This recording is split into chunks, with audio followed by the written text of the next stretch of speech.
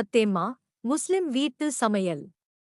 Quota quota சத்தம்மா Saddhamma சத்தியத்தை உச்சரிக்கும் தாயாகவும், யக்ஞோபவீதே செய்பவளாகவும், முஸ்லிம் வீட்டு வேலைக்காரியாகவும், பக்தர்களின் விருப்பங்களை நிறைவேற்றும் கல்பவல்லியாகவும் போற்றப்படுகிறாள். திரிசக்தி ஸ்வரூபிணி என்றழைக்கப்படும் இந்த அம்மனை தரிசித்தால் சகல நலங்களும் கிடைக்கும் என்பது பக்தர்களின் நம்பிக்கை. பக்தர்களின் விருப்பங்களை நிறைவேற்றுபவர்.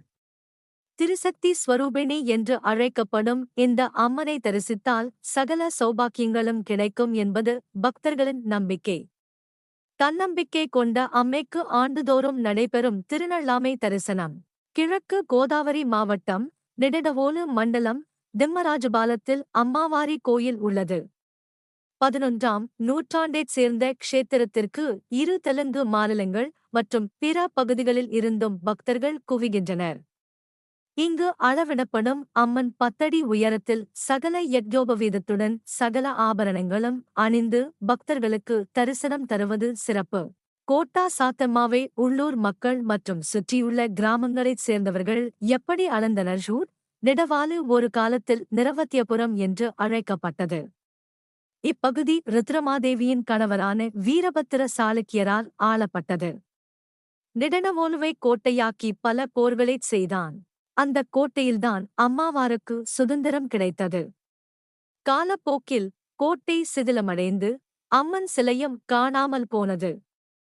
1934ஆம் ஆண்டு நிடதவோலு மண்டலம் திம்மராஜபாலேனியைச் சேர்ந்த தேவுலப்பள்ளி ராமமூர்த்தி சாஸ்திரி என்ற பக்தரின் பண்ணையில் மறைந்திருந்த அம்மையார் கண்டெடுக்கப்பட்டார். கிடைத்த சிலையை அந்த வயலில் வைத்து வழிபட்டனர்.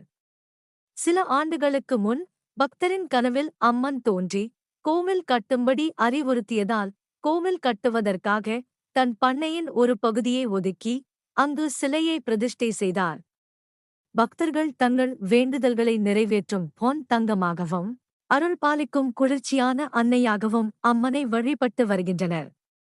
அம்மன் மீதுள்ள பக்தியின் நிமித்தம் உள்ளூர் மக்கள் கோட்டா சத்தேம்மா, கோட்டா சத்தியநாராயணா, சத்தியம் போன்ற பெயர்களை வைப்பது இங்கு காணப்படுகிறது. கோயிலைச் சுற்றியுள்ள இஸ்லாமியர்களும் அம்மனை தங்கள் வீட்டு பெண்ணாக கருதி விசேஷ சமயங்களில் கோவிலுக்கு வந்து ஜெகன் தேவியை வணங்கி புடவைகள் மற்றும் புடவைகளை மலர் வடிவில் சமர்ப்பிப்பார்கள். அம்மனுக்கு தினசரி பூஜைகள் மட்டுமின்றி மார்கழி மாதத்தில் குறிப்பாக திருநல்லூரில் ஷரன்னவராத்திரி விழாவும் நடைபெறுகிறது. மார்கசிரா பௌர்ணமியே அம்மனின் பிறந்த நாளாக கருதி 5 நாட்கள் கொண்டாடுவதாக ஐதீகம். இத்திருவிழாவின் கடைசி நாளில் கோயில் வளாகத்தில் நடைபெற்ற கரகோத்சவத்தை விவரிக்க வார்த்தைகள் போதாது. மேலும் சிறப்பு வானவேடிக்கை விழாவை காண பல இடங்களில் இருந்தும் மக்கள் வருகின்றனர். அம்மனை தரிசித்த பிறகே பக்தர்கள் திரும்புகின்றனர். குழந்தை இல்லாதவர்கள் இந்த வளாகத்தில் உள்ள அனைத்து குழந்தை பேரும் மரங்களை வணங்கி பிரதிஷ்டை செய்கிறார்கள். மேலும் குழந்தைகள் பிறக்கும் போது அவர்கள் அம்மாவின் சந்நிதிக்கு வந்து அவர்களுக்கு பெயர் சூட்டி துலாபாரத்துடன் பிரார்த்தனை செய்வதிலும் ஆர்வம் காட்டுகின்றனர். திருமணமாகாதவர்கள் அம்மனை வழிபடுவதும் திருமணம் முடிந்து வந்து சிறப்பு வழிபாடு செய்வதும் இங்கு காணப்படுகிறது. எப்படி செல்வது? கோடசத்தம்மா கோவிலுக்கு ரயிலில் வர விரும்பும் பக்தர்கள் நிடதவோலு ரயில் நிலையத்தில் இறங்கினால் அங்கிருந்து 3 கிலோமீட்டர் தொலைவில் உள்ளது.